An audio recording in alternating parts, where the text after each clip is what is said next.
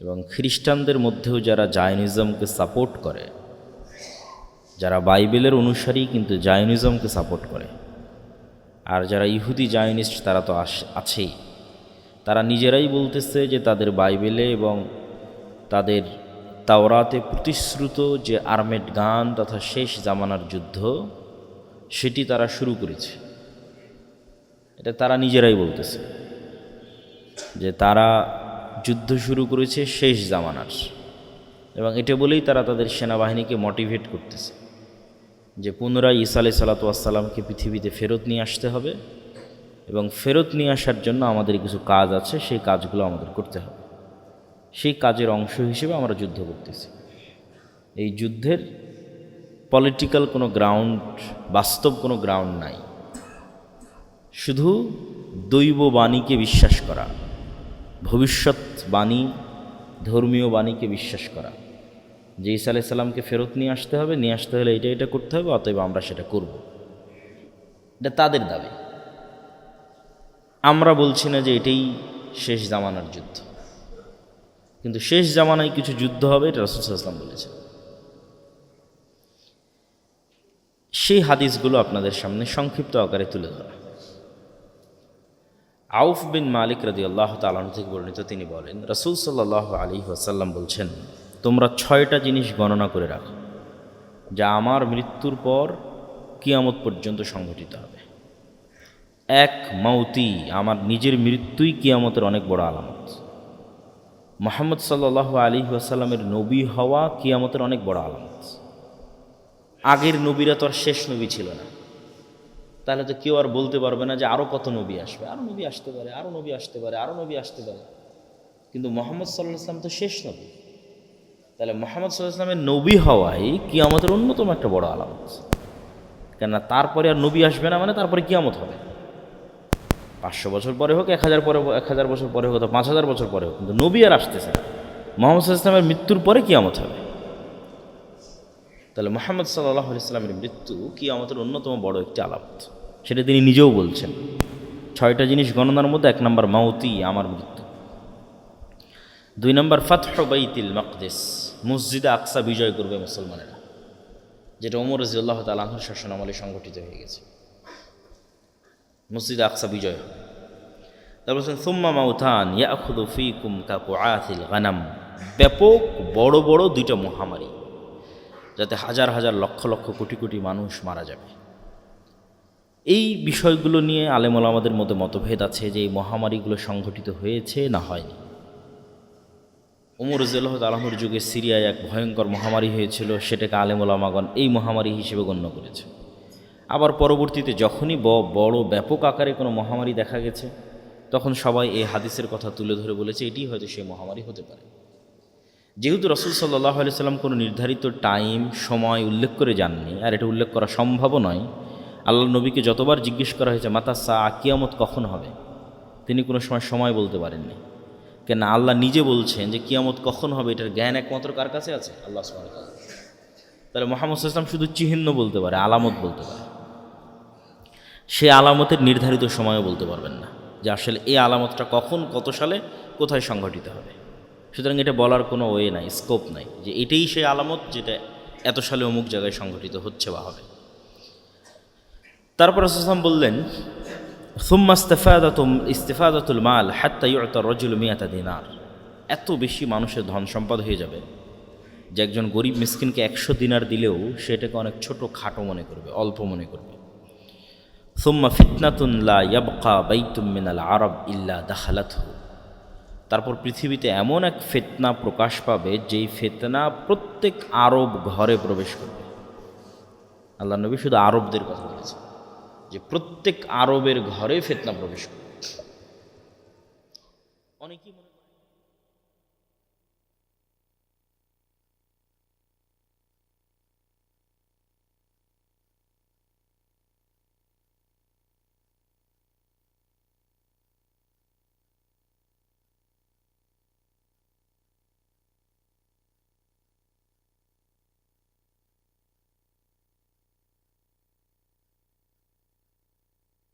খালি থাকবে না, যেটা রাসূল সাল্লাল্লাহু আলাইহি ওয়াসাল্লাম বলছেন। যে এমন যুদ্ধ সংঘটিত হবে যেই যুদ্ধ আরবের প্রতিটা ঘরে প্রবেশ করবে, যদি ফিতনা দ্বারা আমরা হত্যা, যুদ্ধ, বিগ্রহ উদ্দেশ্য নেই। সুম্মা হুদনাতুন তাকুনু বাইনাকুম ওয়া বাইনা বানিল আসফার, তারপর তোমাদের সাথে হলুদ চামড়ার মানুষদের, রোমানদের, ইউরোপিয়ানদের, সাদা চামড়ার মানুষদের, হলদেটে সাদা চামড়ার মানুষদের এক বড় চুক্তি সম্পাদিত হবে, যেই চুক্তি তারাই লঙ্ঘন করবে এবং তারা তোমাদের বিরুদ্ধে যুদ্ধ করতে আসবে 80টি পতাকার অধীনে, যার এক এক পতাকার অধীনে থাকবে 12,000 করে সৈন্যবাহিনী। এটা একটা হাদিস। আর এক হাদিসে রাসূলুল্লাহ সাল্লাল্লাহু আলাইহি ওয়াসাল্লাম বলছেন, সামি'তুম বিমাদিনাতিন জানিবুম মিনহাল বার ওয়া জানিবুম মিনহাল বাহার, তোমরা এমন এক শহরের কথা জানো যেই শহরের এক পাশ সমতল আর এক পাশ সাগর। সাহাবীরা বললেন, হ্যাঁ, আমরা এরকম একটি শহরের কথা জানি।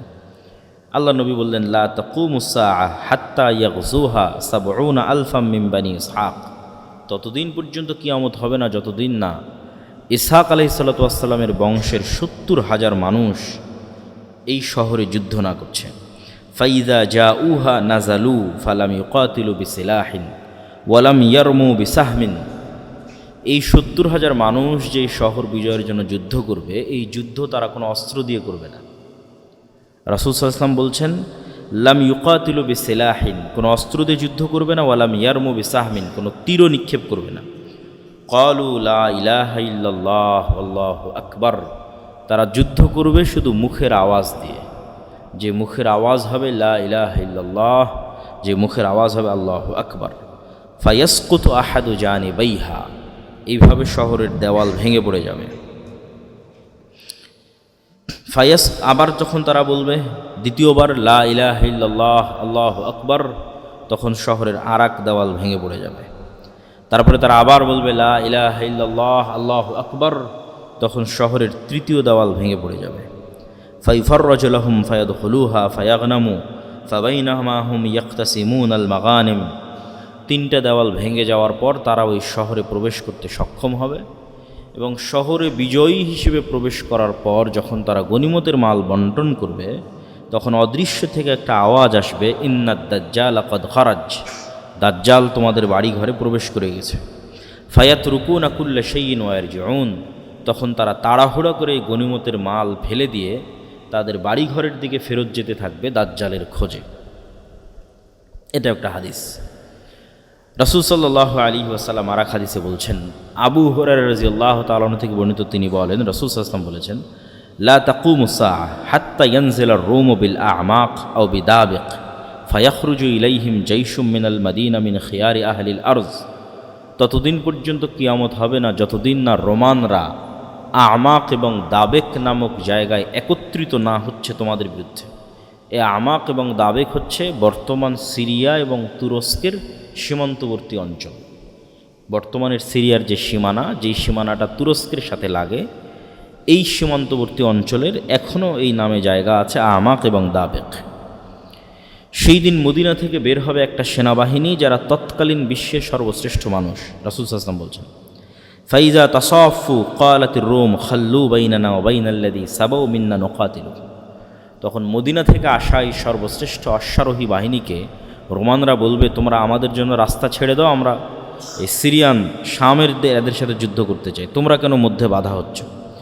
ফায়াকুলুল মুসলিমুনা লা ওয়াল্লাহি লা নুখাল্লি বাইনাকুম ওয়া বাইনা ইখওয়ানিনা, তখন মদিনার মানুষরা বলবে, আমরা আমাদের সিরিয়ার ভাইদেরকে একা ছেড়ে দিতে পারি না।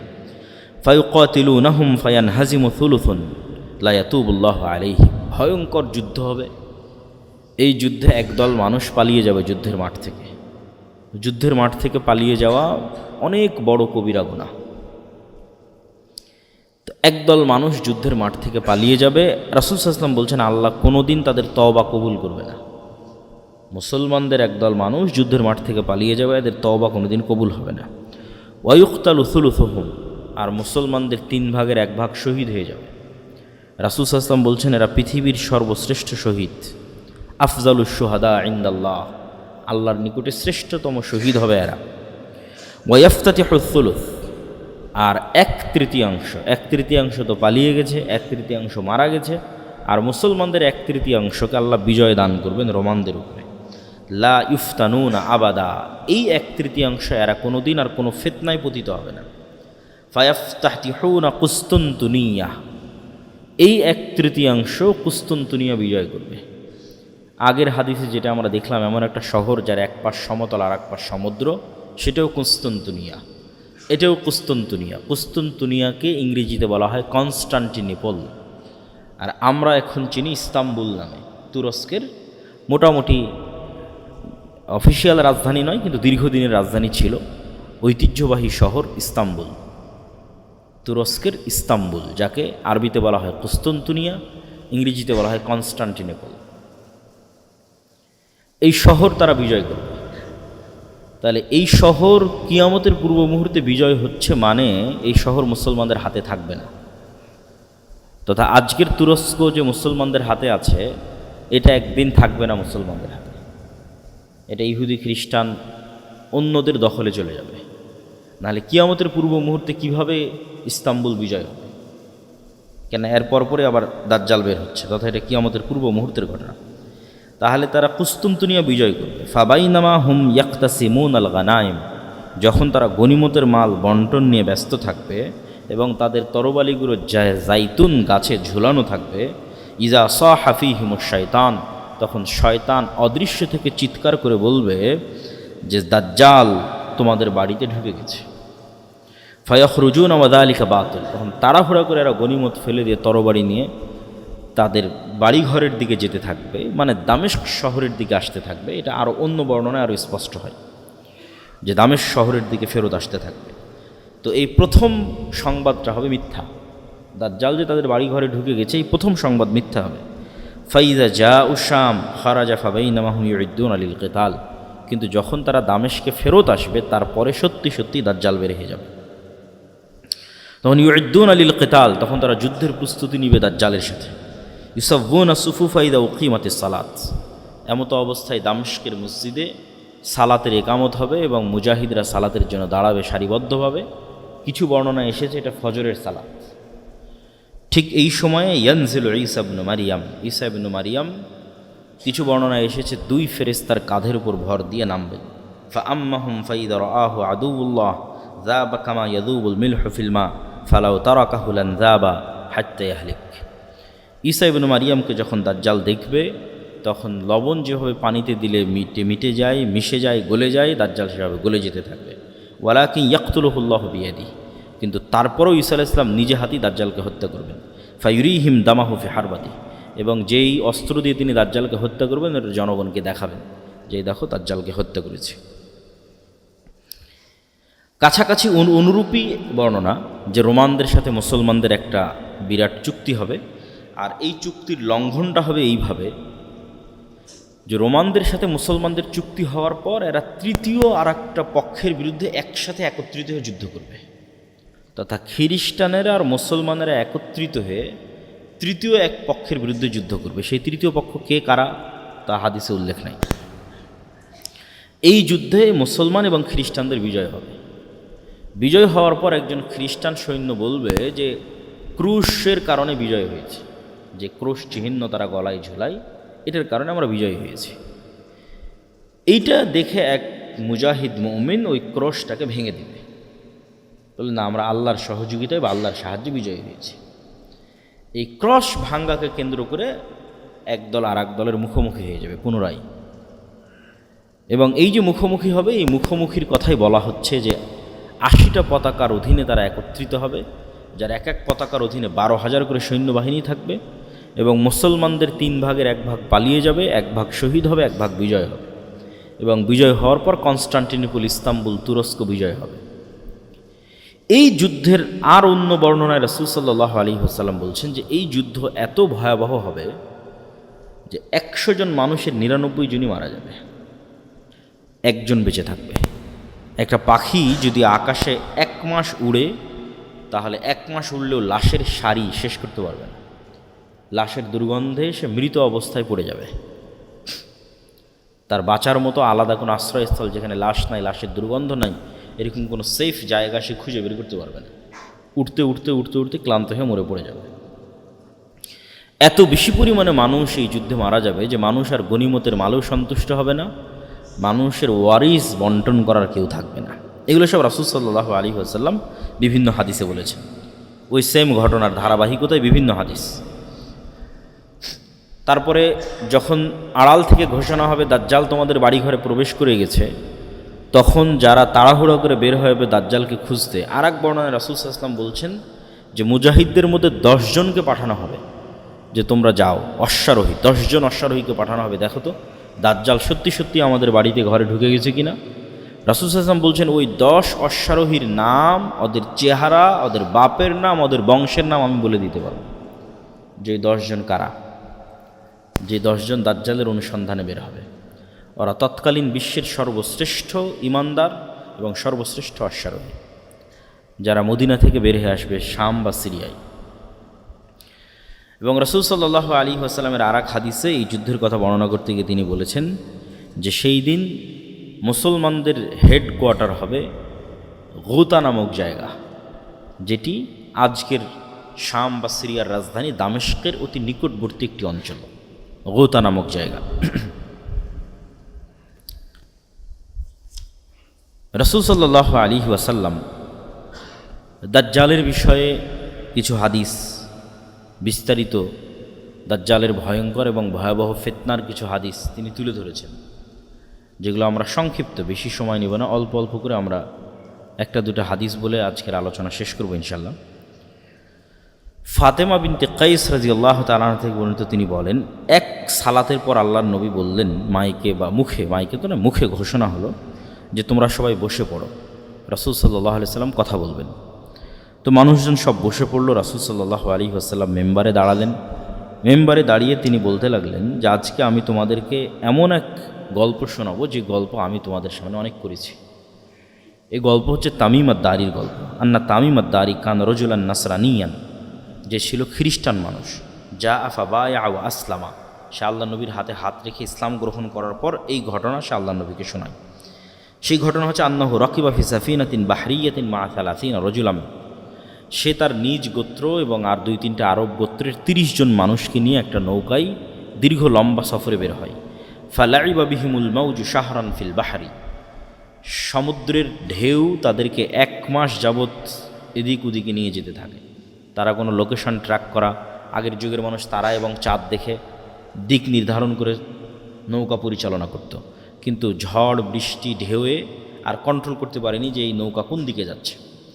তো অনেক পরে গিয়ে, দীর্ঘ 1 মাস পরে গিয়ে এই নৌকা একটা দ্বীপে গিয়ে ভিড়ল। সংক্ষেপে আমি শেষ করে দিচ্ছি। একটা দ্বীপে ভিড়ার পর, লাগার পর তারা সেখানে নামলো। নামার পর দেখতেছে একটা প্রাণী, ফালাকিয়াতুম দাব্বাতুন, একটা ভয়ঙ্কর প্রাণী যার অত্যধিক চুলের কারণে লা ইয়াদরুনা মা কুবুলুহু মিন দুবুরিহি, সামনে কোনটা পিছন কোনটা, মুখ কোন দিকে পিছন কোন দিকে এটা বোঝা যাচ্ছে না অত্যধিক চুলের কারণে। তখন এরা তাকে বলছে ওয়াই হাক, তোমার ধ্বংস হোক। তখন ওই প্রাণী উত্তরে বলছে আনাল জাসসাসা, আমি হচ্ছে গোয়েন্দা। ক্বালু আমাল জাসসাসা ক্বালাত আইয়ুহাল কওম ইনতালিকু ইলা হাযা রাজুল ফিদ দাইর। তখন ওই গোয়েন্দা বলতেছে তোমরা এইদিকে যাও, এখানে ভিতরে একটা লোক, প্রাসাদে একটা লোক তোমাদের অপেক্ষা করতেছে। তখন আমরা যখনই একটা মানুষের কথা শুনলাম যে একটা মানুষ অপেক্ষা করছে, তখন আমরা এর থেকে বেঁচে ফেরার জন্য, এই তো একটা প্রাণী যে নিজেকে গোয়েন্দা বলতেছে, তার থেকে বেঁচে ফেরার জন্য আমরা দৌড়ে চলে গেলাম ওই মানুষের দিকে। তো মানুষের দিকে গিয়ে দেখি ফাইদা ফিহি আ'যামু ইনসানিন রাআইনাহু কাত্তু, এত বিশাল দেহের মানুষ আমরা জীবনে কখনো দেখিনি, যাকে বাধা আছে তার হাত এবং তার কাঁধের সাথে বাধা আছে। মা বাইনা রুকবাতাইহি ইলা কা'বাইহি বিল হাদিদ, তার হাঁটু, তার হাত, কোনোই, কাঁধ, এগুলো লোহার জিঞ্জির দিয়ে বাধা আছে। কুলনা ওয়াইলাক মা আনতা ক্বালা ক্বাদ কদারতুম আলা খাবরি ফাআখবিরুনি মা আনতুম। আমরা ওকে জিজ্ঞেস করলাম এই তুমি কে? তো সে বলল তোমরা তো জানবেই আমি কে, আগে বলো তোমরা যে তোমরা কারা, আমি কে এটা তো তোমরা জানবেই। তখন আমরা বললাম নাহনু উনাসুম মিনাল আরব রাকিবনা ফি সাফিনাতিন বাহরিয়াতিন, আমরা আসলে আরবের কিছু মানুষ ব্যবসায়িক কাজে বের হয়েছিলাম, এইভাবে আমরা এখানে আসলাম, এইভাবে তোমার কাছে পৌঁছলাম। তখন এই ব্যক্তি এই সমস্ত মানুষদেরকে জিজ্ঞেস করছে, আখবিরুনি আন নাখলি বাইসান, 3টা প্রশ্ন করেছে। বাইসান খেজুর বাগানের কথা বলো, তাবারিয়া নামক সমুদ্রের কথা বলো, আর আইনে জোগার নামক ঝর্ণার কথা বলো। 3টা প্রশ্ন। তখন এই মানুষজন তাদেরকে বলছে, তুমি এই 3টার কি জানতে চাও? তুমি যে বাইসান খেজুর বাগানের কথা জানতে চাও, এটার কি জানতে চাও? বলে, আসআলুকুম আন নাখলিহা হাল ইউসমির আমলা, আমি জানতে চাই বাইসান খেজুর বাগানে এখনও খেজুর হয় না? বলে, এখনও হয়। তো অচিরেই একদিন এই বাগানে খেজুর হবে না। আমি জানতে চাই তাবারিয়া নামক এই সমুদ্রে, এই সাগরে, এই দ্বীপে, এই খালে পানি আছে না নাই? বলে, আছে। তো বলে, অচিরেই এখানে একদিন পানি থাকবে না। আইনে জোগার নামক ঝর্ণায় পানি আছে না নাই? তো বলে, আছে। তো বলে, অচিরেই এখানে একদিন পানি থাকবে না। আধুনিক যারা গবেষক তারা গবেষণা করে দেখেছেন এই 3টে জায়গায় এখন ইসরায়েলের সীমানার অন্তর্ভুক্ত। এবং তাবারিয়া নামক যে সুন্দর সমুদ্র, এটা খ্রিস্টানদের একটা অত্যন্ত ভ্রমণের জায়গা, পবিত্র ভ্রমণের জায়গা। তারা মনে করে যে ঈসা আলাইহিস সালাতু ওয়াস সালাম যত মোজেজা দেখিয়েছেন, সকল মোজেজা তিনি তাবারিয়া নামক সমুদ্রের পাশে দেখিয়েছেন। জীবিতকে মৃত করা, কুষ্ঠ রোগীকে ভালো করা, এই জন্য তারা এই তাবারিয়া সাগরকে তারা অনেক পবিত্র মনে করে এবং লক্ষ লক্ষ খ্রিস্টান ইসরায়েলে ঘুরতে যায় এই তাবারিয়া নামক সাগর দেখতে। তো দাজ্জাল এই 3টে জায়গার কথা জিজ্ঞেস করল। তারপরে 4 নম্বরে জিজ্ঞেস করলো, আখবিরুনি আন নাবিয়্যিল উম্মিয়িন, অশিক্ষিত মূর্খ নবীর কথা বলো। আনপড়, যিনি লেখা জানেন না, পড়া জানেন না, এরকম কোনো নবী এসেছে কিনা আরবে? আমাদের নবী মুহাম্মদ সাল্লাল্লাহু আলাইহি সাল্লাম লিখতেও জানতেন না, পড়তেও জানতেন না। ক্বালু ক্বাদ খারাজা মিন মক্কা ওয়া নাযালা ইয়াসরিব, হ্যাঁ তিনি এসেছে, মক্কা থেকে বের হয়ে মদিনায় হিজরত করেছেন। কি অবস্থা? তো তার সাথে আরবদের যুদ্ধ চলতেছে ইত্যাদি। তখন সে নিজে বলতেছে, ইন্না যাকা খায়রুন লাহুম ইউতিউহ, মানুষের কল্যাণ হবে এই নিরক্ষর, আনপড়, যিনি লেখা এবং স্বাক্ষর এবং পড়া জানেন না, এই নবীকে মেনে নেওয়া এটা মানুষের উচিত হবে। আর আমি তোমাদেরকে সংবাদ দিচ্ছি যে আমি হচ্ছে মাসিহ দাজ্জাল। আমাকে আল্লাহ সুবহানাহু ওয়া তাআলা একদিন বের হওয়ার অনুমতি দিবেন, সেই দিন আমি বের হব এবং 40 দিনে সমগ্র পৃথিবী সফর করব, গায়রা মক্কা ওয়া তাইবাহ, মক্কা এবং মদিনা ছাড়া। ফাহুমা মুহাররামাতানি আলাইয়া কিলতাহুমা, কেন মক্কা এবং মদিনা আমার উপর হারাম থাকবে।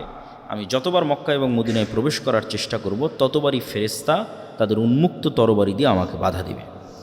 তখন রাসূল সাল্লাল্লাহু আলাইহি ওয়াসাল্লাম তার যে খুতবার লাঠি ছিল, এই লাঠি দিয়ে এইভাবে বাড়ি দিয়ে বললেন, হাযিহি তাইবা, হাযিহি তাইবা, হাযিহি তাইবা, এটাই হচ্ছে সেই তাইবা, এটাই হচ্ছে সেই তাইবা, সেই মদিনা যেখানে দাজ্জাল প্রবেশ করতে পারবে না। এবং আমি এই দাজ্জালের ঘটনা তোমাদেরকে এর আগেও বলেছি। এবং রাসূল সাল্লাল্লাহু আলাইহি সাল্লাম হাত দিয়ে ইশারা করলেন পূর্ব দিকে, যে দাজ্জাল পূর্ব দিক থেকে বের হবে। মদিনা থেকে সরাসরি পূর্ব দিকে যদি রেখা টানা হয়, তাহলে যেই উপসাগরকে কেন্দ্র করে এখন যুদ্ধ চলতেছে সেই উপসাগর পড়ে আর কি, মানে সৌদি আরবের সীমানা যদি আমরা বাদ দিয়ে দিই, যে সৌদি আরবের সীমানার পরে আমরা পূর্ব দিকে মদিনা থেকে একটা রেখা টানতেছি, কোথায় গিয়ে থাকে? তাহলে সৌদি সীমানা শেষ হলে প্রথমে সাগর পড়বে, পারস্য উপসাগর, তারপরে ইরান পড়বে, তারপরে এইভাবে সামনের দিকে যেতে থাকবে পূর্ব দিক। তো রাসূল সাল্লাল্লাহু আলাইহি ওয়াসাল্লাম বললেন পূর্ব দিক থেকে দাজ্জাল বের হবে। দাজ্জাল সম্পর্কে রাসূল সাল্লাল্লাহু আলাইহি ওয়াসাল্লামের